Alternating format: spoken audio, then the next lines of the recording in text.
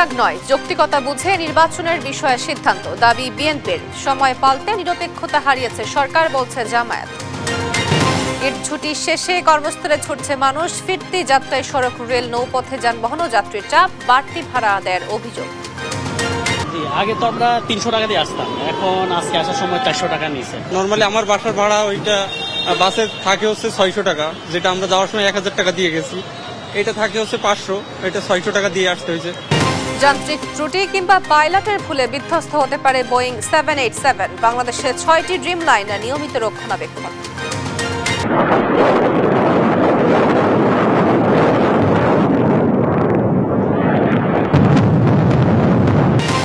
মধ্যপ্রাচ্যের নতুন মাত্রায় যুদ্ধ পরিস্থিতি, যুক্তরাষ্ট্র, যুক্তরাজ্য, ফ্রান্সকে হুমকি ইরানের, তেহরান জ্বালিয়ে দেওয়ার হুঙ্কার ইসরায়েলের।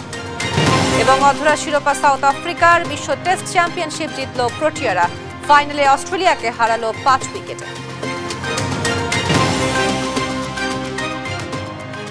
সংবাদ রাতে দেখছিলেন শিরোনাম, পুরো খবর জুড়ে আপনাদের সঙ্গে আছি আমি তোয়া আফরোজ। এবার বিস্তারিত। সময় নিয়ে বিএনপির প্রস্তাবের যৌক্তিকতা বুঝেই ফেব্রুয়ারিতে ভোটের রোডম্যাপ এসেছে বলে মন্তব্য করেছেন দলটির স্থায়ী কমিটির সদস্য সালাউদ্দিন আহমেদ। এটি কারো প্রতি অনুরাগ নয়, বরং রোজার আগে নির্বাচন আয়োজনে জামায়াতের পরামর্শের সঙ্গে সামঞ্জস্যপূর্ণ বলে জানান তিনি। আর বিতর্কে এড়াতে সুস্পষ্টভাবে নির্বাচনের দিনক্ষণ ঘোষণার পরামর্শ দিয়েছেন রাজনৈতিক বিশ্লেষক আবু আলম শহীদ খান। নিয়াজ মোর্শেদের প্রতিবেদন। অভ্যুত্থান পরবর্তী রাজনৈতিক অস্থিরতার মধ্যে গেল শুক্রবার লন্ডনের ডরচেস্টার হোটেলে প্রধান উপদেষ্টা ডক্টর মোহাম্মদ ইউনূসের সঙ্গে সাক্ষাৎ করেন বিএনপির ভারপ্রাপ্ত চেয়ারম্যান তারেক রহমান। ঐতিহাসিক এই বৈঠকের যৌথ বিবৃতিতে প্রধান উপদেষ্টা ঘোষিত আগামী বছরের এপ্রিলের প্রথমার্ধের পরিবর্তে ফেব্রুয়ারির প্রথমার্ধে নির্বাচনের ইঙ্গিত মেলে, যা দেশের গণতান্ত্রিক উত্তরণ যাত্রার টার্নিং পয়েন্ট বলে মনে করে বিএনপি। রমজান শুরু হওয়ার আগের সপ্তাহেও নির্বাচন আয়োজন করা যেতে পারে। ঘোষিত সময়সীমা থেকে সরে আসায় অন্তর্বর্তী সরকারের সমালোচনা করেছে জামাত ইসলামী এবং নবগঠিত রাজনৈতিক দল এনসিপি। সবশেষ এক বিবৃতিতে জামাত বলছে, বৈঠক হতেই পারে, তবে একটি দলের সঙ্গে আলোচনা করে যৌথ বিবৃতিতে ঘোষিত সময়সীমা পরিবর্তন সরকারের নিরপেক্ষতা ক্ষুণ্ণ করেছে। শুধু একটি দলকে খুশি করার জন্য নির্বাচনী সড়কে বাংলাদেশকে নিয়ে যাওয়া হচ্ছে। জামাত ও এনসিপির দাবি নাকচ করেছেন বিএনপির স্থায়ী কমিটির সদস্য সালাউদ্দিন আহমেদ। তিনি পরামর্শ দিয়েছিলেন যে জাতীয় সংসদ নির্বাচন আগামী রমজানের আগে করা যেতে পারে। ইনি উল্লেখ করেছেন, সেই দৃষ্টিভঙ্গি তারা প্রকাশ করেছেন। রমজানের শুরুর আগের সপ্তাহে যে নির্বাচনের সম্ভাব্য তারিখের বিষয়ে বলা হয়েছে, সেটা তাদের সেই পরামর্শের সাথে তো সামঞ্জস্যপূর্ণ। তো এখানে রাগ, অনুরাগ, বিরাগ বিএনপির প্রতি দেখানো হয়েছে, এটা আসলে অযৌক্তিক। তার দাবি, নির্বাচনের যৌক্তিক সময় তুলে ধরতে সক্ষম হওয়ায় সিদ্ধান্ত পুনর্বিবেচনা করেছেন প্রধান উপদেষ্টা। আর একক দল হিসেবে নয়, যুগপৎ আন্দোলনের সমমনা সব রাজনৈতিক দলেরও প্রতিনিধিত্ব করেছেন তারেক রহমান। আলাপ আলোচনার মধ্য দিয়ে একটা জায়গায় নিষ্পত্তি হয়েছে, জাতির জন্য কল্যাণকর একটা সিদ্ধান্ত হয়েছে যে রমজানের শুরুর আগের সপ্তাহে নির্বাচন অনুষ্ঠান করা যায়। এবং আমরা আশা করছি নির্বাচন কমিশনে যথাযথ প্রক্রিয়ায় তিনি তার নির্দেশনাটা পৌঁছবেন, কমিউনিকেট করবেন, তারপরে নির্বাচন কমিশন সেভাবে তারিখ নির্ধারণ করবে, তফসিল নির্ধারণ করবে। তবে বিতর্ক এড়াতে বারবার সম্ভাব্য তারিখ ঘোষণা না করে সুস্পষ্ট দিনক্ষণ জানানোর তাগিদ দেন রাজনৈতিক বিশ্লেষক আবু আলম শহীদ খান। নির্বাচনের তারিখ হওয়াটা তো ইম্পর্টেন্ট, পরিষ্কার ঘোষণা আসতে হবে। বারবার সিদ্ধান্ত বদল হলেই অন্তর্বর্তী সরকার আস্থা হারাবে বলেই মনে করেন এই বিশ্লেষক। 3 মাসের টাইম। নিয়াজ মোর্শেদ, দেশ টিভি, ঢাকা। শুধু একটি দলের সঙ্গে আলোচনা করে নির্বাচনের ঘোষিত সময় পরিবর্তন করে যৌথ বিবৃতি অন্তর্বর্তী সরকারের নিরপেক্ষতাকে ক্ষুণ্ণ করেছে বলে মনে করে জামায়াত ইসলামী। এতে একটি দলের প্রতি বিশেষ অনুরাগ প্রকাশ পেয়েছে বলে মনে করে তারা। শনিবার দুপুরে আমির ডক্টর শফিকুর রহমানের সভাপতিত্বে জামায়াতের কেন্দ্রীয় নির্বাহী পরিষদের বৈঠক শেষে দেওয়া বিবৃতিতে কথা বলা হয়। জামায়াত বলছে, জাতির উদ্দেশ্যে দেওয়া ভাষণে প্রধান উপদেষ্টা এপ্রিলের প্রথমার্ধে জাতীয় নির্বাচনের রোডম্যাপ ঘোষণা করলেও একটি দলের সঙ্গে কথা বলে সিদ্ধান্ত থেকে সরে এসেছে। যে কারোর সঙ্গে বৈঠক হতেই পারে, কিন্তু এককভাবে সিদ্ধান্ত বদল একটি দলের প্রতি অনুরাগ প্রকাশ করেছে। এতে আগামী নির্বাচন সুষ্ঠু, নিরপেক্ষ, গ্রহণযোগ্য হবে কিনা তা নিয়ে সংশয় জানিয়েছে জামায়াত। প্রধান উপদেষ্টার ভূমিকা জাতির সামনে স্পষ্ট করার আহ্বানও জানায় দলটি। আগামীকাল থেকে খুলছে সব অফিস আদালত, তাই কর্মস্থলে ফিরছে কর্মজীবী মানুষ। শনিবার সকাল থেকে রাজধানীর সড়ক, রেল ও নৌপথে দেখা যায় ফিরতি যাত্রীর চাপ। তারা বলছেন, ঈদযাত্রার তুলনায় ফিরতি যাত্রা অনেকটা স্বস্তির, তবে কোথাও কোথাও বাড়তি ভাড়া নেওয়া হচ্ছে বলে অভিযোগ করেন যাত্রীরা। ফাহিম ইউসুফের প্রতিবেদন, জানাচ্ছেন সাদ আহমেদ। ঈদের ছুটিতে আনন্দমুখর সময় কাটিয়ে ব্যস্ত নগরে ফিরছে কর্মজীবী মানুষ। শনিবার সকাল থেকে রাজধানীর সড়ক, রেল ও নৌপথে দেখা যায় ফিরতি যাত্রীর ভিড়। যাত্রীরা জানান, অনলাইনে ট্রেনের টিকিট কিনতে কিছুটা ভোগান্তি হলেও ফিরতি যাত্রা সব মিলিয়ে ছিল স্বস্তির। জি, ঈদ শেষে ঢাকায় আসার সময় অনলাইনে টিকিট কাটতে অনেক প্রবলেম হয়েছে, প্লাস এই ট্রেনের অনেক যাত্রীর ভিড়, গরম আর ট্রেনের ক্রসিং, এই দুইটা সমস্যা অনেক বেশি সবাইকে ভোগান্তিতে ফেলছে। হ্যাঁ, ত্রুটি ছিল, ব্ল্যাকের টিকিট ছিল অনেক, নিজেও ভোগান্তির শিকার হয়েছি। আসার সময় প্রচন্ড ভিড় ছিল, স্ট্যান্ডিং যাত্রী খুব বেশি পরিমাণ ছিল। দেখা যায় আমি সিট পর্যন্ত যেতে আমার খুব ভোগান্তি ভয়ত হয়েছে। হ্যাঁ, সময় মতো ছাড়ছে, একদম রাইট টাইমে আসার সময়। কিন্তু যাওয়ার সময় একটু প্রবলেম ছিল, যেমন আমরা 3 দিন আগে গেছি, তখন 9:30 ছাড়ার কথা ছিল, 10:30 ছাড়ছে। এদিকে সায়দাবাদ বাস টার্মিনালও দেখা যায় ঢাকামুখী যাত্রীর ভিড়। অতিরিক্ত ভাড়া আদায়ের অভিযোগ করেন তারা। আগে তো আমরা 300 টাকা দিয়ে আসতাম, এখন আজকে আসার সময় 400 টাকা নিয়েছে, 100 টাকা বেশি নিয়েছে। নর্মালি আমার বাসার ভাড়া ওইটা বাসে থাকে হচ্ছে 600 টাকা, যেটা আমরা যাওয়ার সময় 1000 টাকা দিয়ে গেছি। এটা থাকে হচ্ছে 500, এটা 600 টাকা দিয়ে আসতে হয়েছে। তবে ভালো আসছি, ঈদযাত্রা ভালোই ছিল। ঈদযাত্রা ভালোই ছিল, কিন্তু প্রতিবারের মতো জনগণের হেনস্থ হয় যে আপনার 250 টাকার ভাড়া 350 টাকা, 500 টাকা এরকম গুনতে হয়। এটা প্রতি বছরই হয়। সদরঘাট লঞ্চ টার্মিনালেও ফিরতি যাত্রার চাপ। যাত্রীরা জানান, ভোগান্তি ছাড়াই ফিরছেন ঢাকায়। আপনার ভোগান্তি হয়নি, আমরা সুন্দর মতনে আসতে পারছি, আর আমরা বিছনা সুন্দর মতন করে পাততে পারছি, তেমন একটা লোকজন হয়নি, মোটামুটি ভালোই আর কি। ভাড়া ন্যায্য ভাড়া যেটা সেটা নিচ্ছে। ফিরতি যাত্রায় মানুষের এই স্রোত বলে দেয় দ্রুতই কর্মব্যস্ত হয়ে পড়বে রাজধানী। সাদ আহমেদ, দেশ টিভি, ঢাকা। প্রধান উপদেষ্টা যখনই সিদ্ধান্ত দেবেন তখনই নির্বাচনের জন্য আইন শৃঙ্খলা বাহিনী প্রস্তুত বলে জানিয়েছেন স্বরাষ্ট্র উপদেষ্টা জাহাঙ্গীর আলম চৌধুরী। দুপুরে র্যাব 1 কার্যালয় পরিদর্শন শেষে কথা বলেন তিনি। এ সময় দেশের সার্বিক আইন শৃঙ্খলা পরিস্থিতি উন্নতি হয়েছে বলে দাবি করেন স্বরাষ্ট্র উপদেষ্টা। তৌফিক মাহমুদ মুন্নার রিপোর্ট, জানাচ্ছেন মোহাম্মদ সাকিব। শনিবার বেলা 11টার দিকে armed police battalion APBN headquarter পরিদর্শন করেন স্বরাষ্ট্র উপদেষ্টা জাহাঙ্গীর আলম চৌধুরী। এ সময় কর্মকর্তাদের সঙ্গে কথা বলেন তিনি। পরে উপদেষ্টা সাংবাদিকদের জানান, মাঠ পর্যায়ে পুলিশের কাছে রাইফেলের মতো অস্ত্র থাকলেও ভারী মারণাস্ত্র থাকবে না। গেল 11 মাসে আইন শৃঙ্খলা পরিস্থিতির উন্নতি হয়েছে বলেও জানান তিনি। আইন শৃঙ্খলা অনেক উন্নতি হয়েছে, তবু আছে, এটা তো একটা কোনো লিমিট নাই। এটা যতই উন্নতি হবে আরো উন্নতি হতে থাকবে। একটা পেন্সিলও কিন্তু মারণাস্ত্র হয়ে যায়, বুঝতে পারছেন? একটা পেন্সিলও মারণাস্ত্র বলতে বড় ধরনের হাতিয়ারগুলি থাকবে না। বাট আপনারা জানেন AP ব্যাটালিয়নের রুল এবং অন্যান্য নর্মাল পুলিশের রুল কিন্তু এক না, একটা এক রুলে কিন্তু তৈরি হয়েছে। এখন এদের রুল হয়েছে ডিউরিং ইভেন যদি আমাদের কোনো সময় যুদ্ধ করতে হয়, এরা কিন্তু সেনাবাহিনীর সাথে যুদ্ধ করে। পরে র্যাপিড অ্যাকশন ব্যাটালিয়ন র্যাব 1 কার্যালয় পরিদর্শন করেন স্বরাষ্ট্র উপদেষ্টা। সাংবাদিকদের প্রশ্নের জবাবে তিনি জানান, নির্বাচনের সহায়তা দিতে প্রস্তুত আইন শৃঙ্খলা বাহিনী। প্রধান উপদেষ্টা যে সময় উনি ডিসিশন নেবেন ইলেকশনের ডেট, আমরা সেই সময়ের জন্য সবসময় প্রস্তুত। আমাদের ইলেকশন যে সময় হবে ওই সময়ের জন্য যে ধরনের প্রস্তুতি দরকার হবে আমরা ওই ধরনের প্রস্তুতি। 2-1টি ছোটখাটো ঘটনা ছাড়া এবার ঈদ শান্তিপূর্ণভাবে উদযাপন হয়েছে বলেও জানান স্বরাষ্ট্র উপদেষ্টা।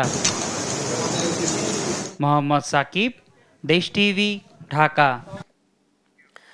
দ্রুততম সময়ে মামলা নিষ্পত্তির মাধ্যমে মানুষকে ন্যায় বিচার দিতে সরকার কাজ করছে বলে জানিয়েছেন আইন উপদেষ্টা ডক্টর আসিফ নজরুল। শনিবার রাজধানীর বেইলি রোডে জাতীয় আইনগত সহায়তা প্রদান সংস্থার কার্যালয়ের এক মতবিনিময় সভায় কথা বলেন তিনি। লিগ্যাল এইডের মাধ্যমে মামলা নিষ্পত্তির পরিমাণ 35,000 থেকে 2 লাখে নিয়ে যাওয়ার লক্ষ্য জানিয়ে উপদেষ্টা বলেন, এতে মামলার সংখ্যা 40% কমবে। আরও জানাচ্ছেন মাকদুর আমিতি। আইনগত সহায়তা প্রদান আইন 2000 অধিকতর সংশোধনে মতবিনিময় সভা আয়োজন করে জাতীয় আইনগত সহায়তা প্রদান সংস্থা। এ সময় আইনটির বিভিন্ন দিক নিয়ে পরামর্শ তুলে ধরেন অংশীজনরা। আইন উপদেষ্টা জানান, দ্রুততম সময়ে কম খরচে মামলা নিষ্পত্তি, মানবাধিকার নিশ্চিত ও মানুষকে মামলার অভিশাপ থেকে মুক্তি দিতে কাজ করছে সরকার। এজন্য জাতীয় আইনগত সহায়তা সংস্থাকে আরও কার্যকর ও শক্তিশালী করা হচ্ছে। আমাদের মন্ত্রণালয়ের পক্ষ থেকে আমরা 3টা টার্গেট করেছি সংস্কার কার্যক্রমের ব্যাপারে। দ্রুত এবং স্বল্পতম সময়ে অল্প খরচে মামলার নিষ্পত্তি করা। লিগ্যাল এইডেও মামলা নিষ্পত্তির বিষয়ে কথা বলেন আইন উপদেষ্টা। সরকারি আইনগত সহায়তার মাধ্যমে যে আমরা মধ্যস্থতার মাধ্যমে মামলা স্বল্প খরচে স্বল্প সময় নিষ্পত্তি করছি, সেটার সংখ্যা 35,000। আমরা সেটাকে 1 থেকে 2 লক্ষে নিয়ে যেতে পারবো। 1 লক্ষ তো অবশ্যই পারবো, আমাদের টার্গেট হচ্ছে 2 লক্ষে নিয়ে যাওয়া। বিচার বিভাগে অবকাঠামোগত সমস্যা সমাধানে প্রয়োজনে ব্র্যাক, প্রশিকা ও অ্যাকশন এইডের মতো বেসরকারি প্রতিষ্ঠানের অফিসকে বন্ধের দিন কাজে লাগানোর কথাও জানান আইন উপদেষ্টা। সরকারি আইন সহায়তা করে দিলাম। মাকদুরা মিতি, দেশ টিভি, ঢাকা। করোনা ভাইরাসের নতুন ভ্যারিয়েন্ট আরও মারাত্মক এবং আক্রান্তদের মধ্যে গতানুগতিক উপসর্গ না থাকায় বাড়ছে নমুনা পরীক্ষা ও শনাক্তের হার। পরিস্থিতি পর্যালোচনা করে নানা পদক্ষেপ নিচ্ছে স্বাস্থ্য বিভাগ। জরুরি পরিস্থিতি মোকাবেলায় প্রস্তুত রয়েছে মহাখালীর ডিএনসিসি হাসপাতাল। তবে করোনা মোকাবেলায় সচেতনতার পরামর্শ দিয়েছেন বিশেষজ্ঞরা। আরও জানাচ্ছেন তৌফিক মাহমুদ মুন্না। দেশে নতুন করে বেড়েছে করোনা সংক্রমণ। ভাইরাসটির নতুন ভেরিয়েন্ট মারাত্মক এবং আক্রান্তদের মধ্যে গতানুগতিক উপসর্গ না থাকায় বাড়ছে আতঙ্ক। এতে বাড়ছে করোনা পরীক্ষা ও শনাক্তের হার। নাখালপাড়া থেকে নমুনা পরীক্ষা করাতে স্ত্রীকে নিয়ে এসেছেন গোপাল চন্দ্র।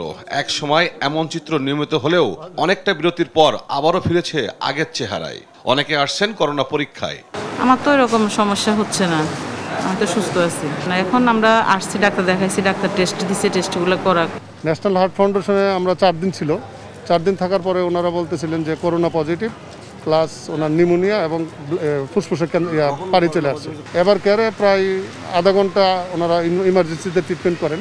ট্রিটমেন্ট করার পরে বলতেছেন রোগীর অবস্থা খুব খারাপ, এখন আমরা ওনাকে লাইফ সাপোর্টে দিতে হবে। রাজধানীর ডিএনসিসি হাসপাতালে করোনা পরীক্ষা পরিমাণ প্রতিদিন বাড়ছে। তবে পরিস্থিতি মোকাবেলায় সব ধরনের প্রস্তুতির কথা জানান পরিচালক। লাস্ট 2 ইয়ার্সে প্রায় কোনো কেসই ছিল না, তখনও কিন্তু উই আর ফেলি প্রিপেয়ার্ড। আমাদের পর্যাপ্ত ব্যবস্থা রয়েছে to treat the patient. Like we have adequate oxygen cylinders, we have more than 600 oxygen cylinders here. We have VI oxygen plant. We have oxygen lines in all the beds. July সংক্রমণ বাড়ার আশঙ্কা জানিয়ে তিনি আরও জানান, স্বাস্থ্য মন্ত্রণালয় ও স্বাস্থ্য অধিদপ্তরের সঙ্গে পরামর্শ করে সব ধরনের ব্যবস্থা নেওয়া হবে। অলরেডি যে 300 পেশেন্ট পর্যন্ত আমরা অলরেডি চিকিৎসা দিতে পারবো অ্যাট এ টাইম অ্যাডমিট করে। আর আউটডোরে তো আমরা দিতেই পারছি, এবং কিন্তু যদি thousands of people or thousands of patient we get here, তখন কিন্তু আমাদের জন্য এটা it will be beyond capacity. এটা not only for this country, everywhere. তবে করোনা মোকাবেলায় জনসচেতনতার কোনো বিকল্প নেই জানান বিশেষজ্ঞরা। তৌফিক মাহমুদ মুন্না, দেশ টিভি, ঢাকা। দেখছেন সংবাদ রাত। সিলেটের জাফলং সহ কোনো পাথর কোয়ারি আর লিজ দেবে না সরকার, জানালেন পরিবেশ উপদেষ্টা সৈয়দা রেজওয়ানা হাসান। শনিবার সিলেটে পাথর কোয়ারি পরিদর্শন শেষে একথা বলেন তিনি। উপদেষ্টার এমন ঘোষণার পর সিলেট তামাবিল সড়কে অবস্থান নিয়ে বিক্ষোভ করে শত শত পাথর শ্রমিক। সহকর্মী খালেদ আহমেদের তথ্য ছবিতে জানাচ্ছেন সালমা জাহান। গত 2 দিন ধরে সিলেটে অবস্থান করছেন বন ও পরিবেশ উপদেষ্টা সৈয়দা রিজওয়ানা হাসান এবং বিদ্যুৎ জ্বালানি ও খনিজ সম্পদ উপদেষ্টা মোহাম্মদ ফয়জুল কবির খান। শনিবার সকালে 5 আগস্ট পরবর্তী সময়ে জাফলংয়ের বিভিন্ন স্থান থেকে লুট হওয়া বালু ও পাথর এলাকা পরিদর্শন করেন দুই উপদেষ্টা। এই সময় সাংবাদিকদের প্রশ্নের জবাবে বন ও পরিবেশ উপদেষ্টা জানান, পরিবেশ রক্ষায় সিলেটে কোনো পাথর কোয়ারি আর লিজ দেবে না সরকার। শ্রমিকদের জন্য প্রয়োজনীয় বিকল্প কর্মসংস্থানের ব্যবস্থা করা হবে। অবৈধভাবে যে পাথর উত্তোলন হয় সেটা বন্ধের জন্য নিশ্চয়ই জ্বালানি মন্ত্রণালয় থেকে উপদেষ্টা মহোদয় করবে। আমরা কথা বলেছি ট্যুরিজম মিনিস্ট্রির সাথে, ইকো ফ্রেন্ডলি ট্যুরিজম তারা কিভাবে করতে পারে, যাতে করে পাথর যারা উত্তোলন করে তাদের একটা বিকল্প কর্মসংস্থান হয়। এ সময় বিদ্যুৎ, জ্বালানি ও খনিজ সম্পদ উপদেষ্টা বলেন, সিলেটের সাদা পাথর, জাফলং কিংবা রাতারগুলের মতো পর্যটন স্পটের উন্নয়ন করলে লন্ডনের চেয়েও বেশি টাকা আয় করা হবে। সিলেটের যে পটেনশিয়াল আছে, এই যে রাতারগুল বলেন কিংবা বিছানাকান্দি বলেন কিংবা এইসব জায়গায়, এগুলো ডেভেলপমেন্ট করলে ওই সিলেটে যে লন্ডন থেকে যে টাকা আসে তার থেকে বেশি টাকা এখানে উপার্জন করা সম্ভব। কিন্তু আমাদেরকে বুঝতে হবে যে আমরা কোন দিকে যাব। এদিকে পাথর কোয়ারি খুলে দেওয়া হবে না, বন ও পরিবেশ উপদেষ্টার এমন বক্তব্য ছড়িয়ে পড়লে সিলেট তামাবিল সড়কের জাফলং বল্লাঘাট এলাকায় অবস্থান নেয় শত শত পাথর শ্রমিক। তারা দুই উপদেষ্টার গাড়ি আটকিয়ে স্লোগান দিতে থাকে। প্রায় 15 মিনিট বিক্ষোভে আটকে পড়েন দুই উপদেষ্টা। পরে পুলিশ বিক্ষোভকারীদের সরিয়ে দিলে সিলেটে আসেন দুই উপদেষ্টা। নিউজ ডেস্ক, দেশ টিভি। যান্ত্রিক ত্রুটি কিংবা পাইলটের ভুলের কারণে বোয়িংয়ের অত্যাধুনিক প্রযুক্তিতে নির্মিত 787 ড্রিমলাইনার মডেলের বিমান দুর্ঘটনার কবলে পড়তে পারে বলছেন বিশেষজ্ঞরা। বাংলাদেশে ব্যবহৃত 6টি ড্রিমলাইনার মডেলের বিমান নিয়মিত রক্ষণাবেক্ষণের পরামর্শ তাদের। আর বিমান বাংলাদেশ এয়ারলাইন্সের দাবি, রুটিন অনুযায়ী নিয়মিত চেকিং করা হয় প্রতিটি বিমান। আলিমুজ্জামান সাফওয়ানের রিপোর্ট। বৃহস্পতিবার দুপুরে এয়ার ইন্ডিয়ার ফ্লাইট AI-171 ভারতের আহমেদাবাদ বিমানবন্দর থেকে উড্ডয়নের পরই গুজরাটের মেঘানীনগর এলাকার একটি ভবনের উপর আছড়ে পড়ে। এ ঘটনায় এখন পর্যন্ত 274 জন নিহতের খবর পাওয়া গেছে। অত্যাধুনিক প্রযুক্তিতে তৈরি চতুর্থ প্রজন্মের এই ড্রিমলাইনার 2011 সাল থেকে নিয়মিত বাণিজ্যিক ফ্লাইট পরিচালনা করলেও গত 15 বছরে দুর্ঘটনার কোনো রেকর্ড ছিল না। তাই প্রথমেই বিধ্বস্তের খবরে নড়েচড়ে বসেছে অ্যাভিয়েশন খাত সংশ্লিষ্টরা। এই ঘটনা বিশ্লেষণে এরই মধ্যে ভারত সরকার ও বিমান নির্মাতা প্রতিষ্ঠান বোয়িং তাদের নিজস্ব তদন্তকারী দল ভারতে পাঠিয়েছে। মর্মান্তিক এই দুর্ঘটনার পেছনে বেশ কয়েকটি কারণ দেখছেন বিশেষজ্ঞরা। বলছেন, যান্ত্রিক ত্রুটি কিংবা পাইলটের ভুল তা নির্দিষ্ট করে এখনই বলা যাচ্ছে না। একটা কমান্ড হইতে পারে যে received was not correctly, say gear up না করে সে ফ্ল্যাপস আপ করে দিচ্ছে। ফ্ল্যাপস আপ করলে অবশ্যই এয়ারক্রাফটের প্রপার লিফট আর হবে না, এবং ওই জায়গা থেকে বেরিয়ে আসা খুব কঠিন। টেকনিক্যাল ফ্যাক্টর হয়, পাইলট মিস্টেক হয়, তা আমরা কিন্তু জানি না যে, এবং টেকনিক্যাল ফ্যাক্টরের মধ্যে যে যান্ত্রিক গোলযোগ হতে পারে, ইঞ্জিনের যে সমস্যা সেগুলো হতে পারে। বোয়িংয়ের 787 ড্রিমলাইনার মডেলের 6টি বিমান ব্যবহার করছে রাষ্ট্রীয় পতাকাবাহী সংস্থা বিমান বাংলাদেশ এয়ারলাইন্স। এর রক্ষণাবেক্ষণ সম্পর্কে জানতে চাইলে প্রতিষ্ঠানের মহাব্যবস্থাপক বলেন, রুটিন অনুযায়ী নিয়মিত চেকিং করা হয় প্রতিটি বিমান। এয়ারক্রাফটের যে কোনো ধরনের মেইনটেনেন্স তার ম্যানুয়াল অনুযায়ী হয়ে থাকে। এটি একটি রুটিন প্রক্রিয়া, এটি সবসময় করা হয়ে থাকে, এবং আমাদের সেফটি সিকিউরিটির সঙ্গে আমরা কখনোই কোনো কম্প্রোমাইজ করি না। দুর্ঘটনা এড়াতে আন্তর্জাতিক মান অনুযায়ী নিয়মিত সব কার্যক্রম মনিটরিং করা হয় বলে জানান বেবিচক চেয়ারম্যান। পার্টিকুলার বোয়িং 787-8 আমাদের যে ধরনের এয়ারক্রাফট আমাদের বিমান বহরে আছে, আমরা এটা অপারেট করি। তো এটা আমরা অ্যাক্সিডেন্ট হওয়ার পর, তো এখন আসলে ইনভেস্টিগেশন হওয়া পর্যন্ত কমপ্লিট পিকচার পাওয়া যাবে না কি জন্য কেন হয়েছে। এডিশনালি আমাদের যদি কোনো অ্যাডভাইজারি থাকে আমরা বলে দিই। So we are waiting for the actually total picture what happened.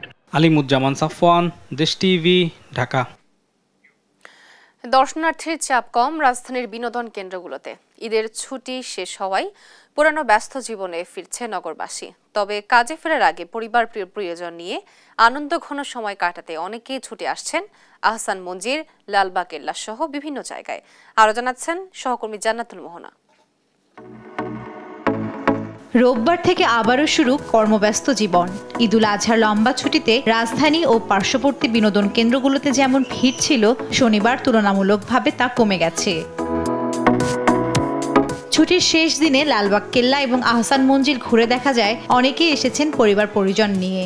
বাচ্চাদেরকে আসলে খোলামেলা প্রাকৃতিক পরিবেশে কোথাও নিয়ে যাওয়ার তো নেই, ঢাকা শহরে সব বদ্ধ খাঁচার মধ্যে থাকে বাচ্চারা।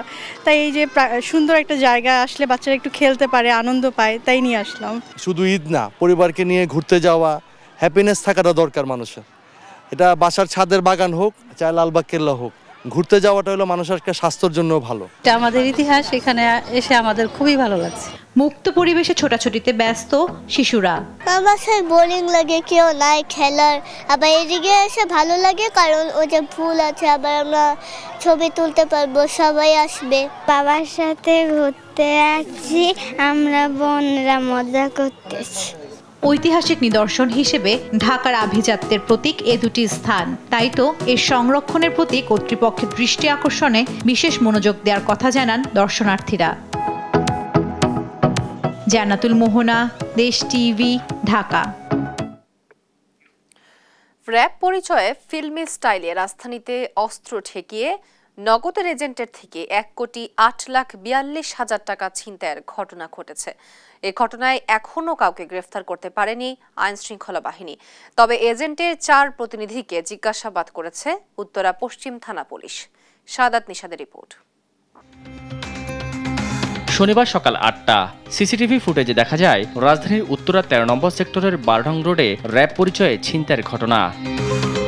নগদের ডিস্ট্রিবিউশন অফিসের 4 জন দুটি মোটরসাইকেল যোগে 1,80,42,000 টাকা নগদ এজেন্টের বাসা থেকে ডিস্ট্রিবিউশন অফিস কার্যালয়ে যাচ্ছিল। মোড়েই একটি হাইস গাড়ি নিয়ে ওত পেতেছিল ছিনতাইকারীরা। র‍্যাবের পোশাক পরিহিত কয়েকজন তাদেরকে অস্ত্রের মুখে পথরোধ করে। 4 জনের মধ্যে 3 জনকে পিস্তল দেখিয়ে জিম্মি করে টাকার ব্যাগ সহ হাইস গাড়িতে তুলে নেয়। 4 জনের মধ্যে ওমর হোসেন নামে একজন আরেকটি ব্যাগ নিয়ে দৌড়ে পালায়। প্রশ্ন উঠেছে, বন্ধের দিনে এত সকালে এতগুলো টাকা কেন বাসা থেকে অফিসে নেওয়া হচ্ছিল, আর কেনই বা একটি ব্যাগে 1,08,00,000 টাকা এবং আরেকটি ব্যাগে মাত্র 1 লাখ টাকা বহন করা হচ্ছিল। এ নিয়ে উত্তরা বিভাগের উপপুলিশ কমিশনার জানান, তথ্য প্রযুক্তি সহায়তায় ছিনতাইকারীদের শনাক্ত ও গ্রেফতারের চেষ্টা চলছে। বেসিক্যালি এখন পর্যন্ত তো আমরা অপারেশনে আমাদের টিম আছে, আমরা এখন পর্যন্ত কোনো কাউকে গ্রেফতার করতে পারিনি। মামলাটা রুজু হচ্ছে, তো হলে আমরা হয়তো ইনভেস্টিগেশন চলমান, আমরা তো আশা করি এটা ডিটেকশন হলেই জানা যাবে যে কারা কারা জড়িত এই ঘটনায়। অন্যদিকে বিভিন্ন সময়ে র‍্যাবের পোশাক পরে ডাকাতির ঘটনায় উদ্বিগ্ন বাহিনীটি। র‍্যাবের মুখপাত্র জানান, বিষয়টি নিয়ে অনুসন্ধান শুরু করেছে তারা। আমাদেরও নজরে এসেছে এবং আমাদের এটার সাথে সাথে গোয়েন্দা তৎপরতা অলরেডি চালু হয়ে গিয়েছে। আমরা সিসিটিভি ফুটেজও কালেক্ট করেছি এবং আমরা চেষ্টা করছি যে পুলিশ এবং র‍্যাব একসাথে যৌথভাবে চেষ্টা করছি, এটাকে যত দ্রুত সম্ভব আমরা চেষ্টা করবো যারা এটার সাথে সম্পৃক্ত সবাইকে আইনের আওতায় আনার চেষ্টা করবো ইনশাআল্লাহ। এই ঘটনায় ব্যবহৃত মাইক্রোবাসের নম্বর ও সিসিটিভি ফুটেজ বিশ্লেষণ করে দ্রুত আসামিদের গ্রেফতারের আশ্বাসও দিয়েছে র‍্যাব। সাদাত নিশাদ, দেশ টিভি, ঢাকা।